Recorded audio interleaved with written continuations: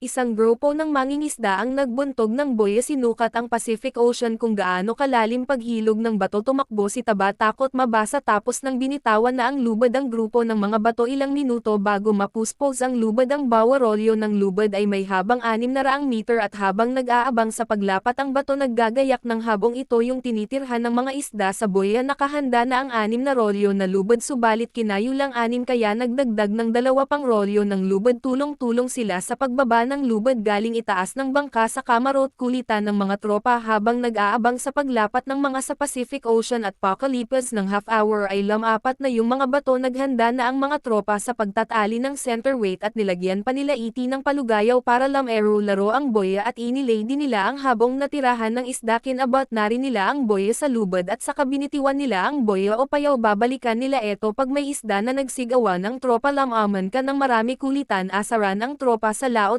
pampaalis ng pagod shoutout sa mga subscribers sa Nipalaboy Master Chef TV Kadagat our vlog.